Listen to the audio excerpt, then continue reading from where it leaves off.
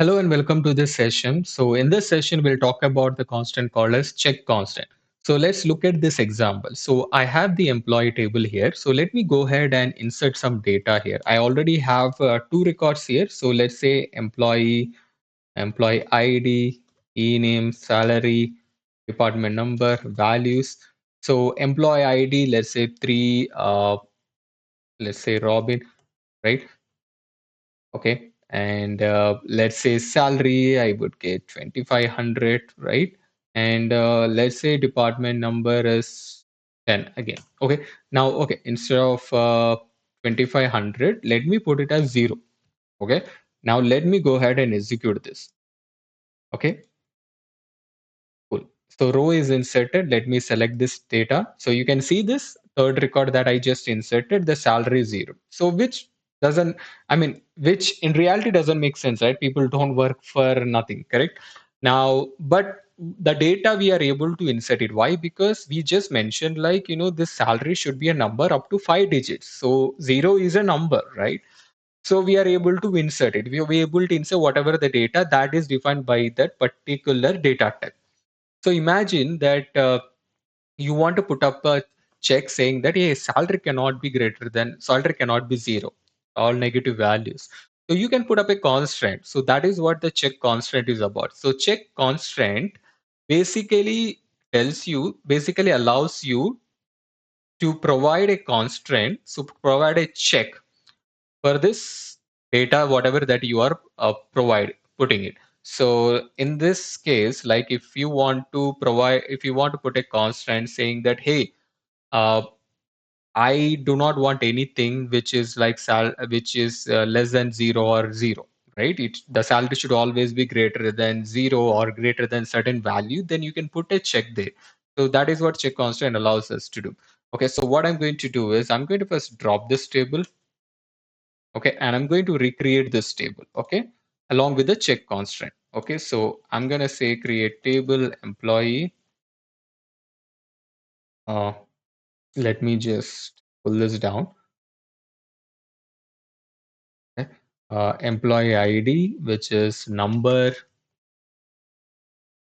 employee name, varchar 2, 20, 30, whatever.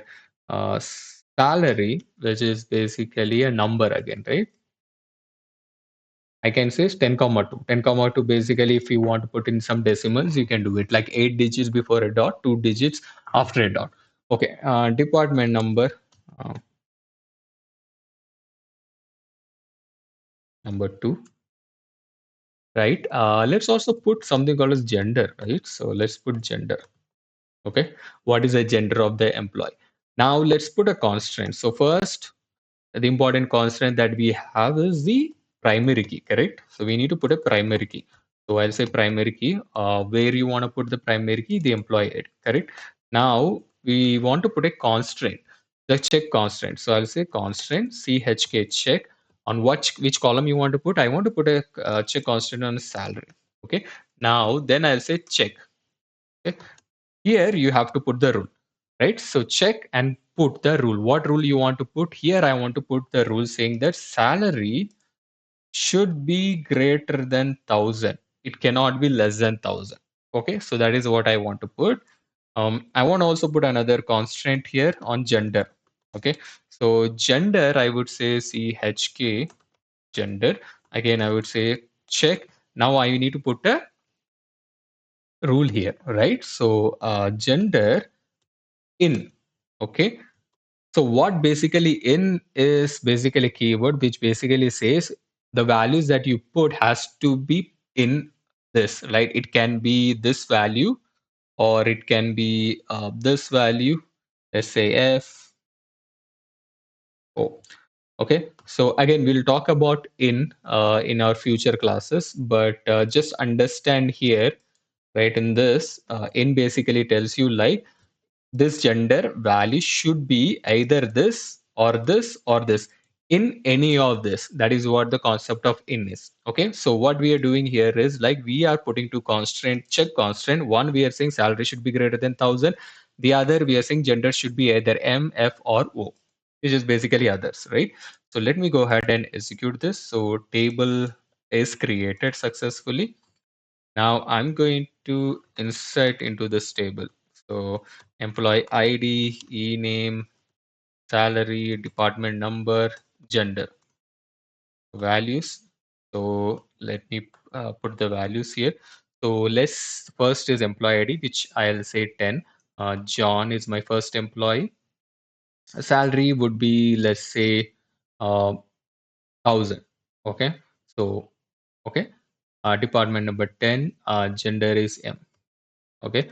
Now, see, let's put this data. So in the first record, so this constant is valid. Check constant where say salary is greater than 1000, but I put the salary as 1000 only. So this should give me an error. Yeah, right? So you can see here, there is an error saying that the check constant is violated. So check salary is violated because I said salary is greater than 1000, but here I'm putting salary only 1000, right?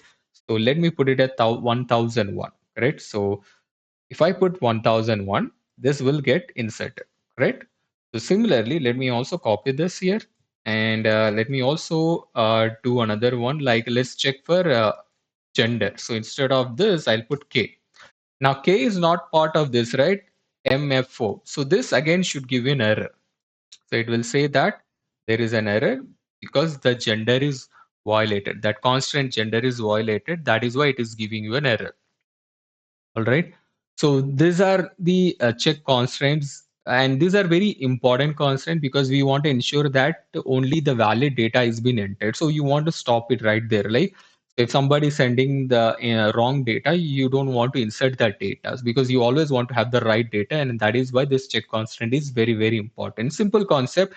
All this constraint we will use, we'll go back to our Amazon project and we will basically create more bigger tables, and this all these things will come up there. So uh, make sure that you understand it. If you're not able to understand, please go back and check again the video. So simple concept, you need to understand this for designing better tables. Okay, so that is all that I have in this session, and I'll see you guys in my next class.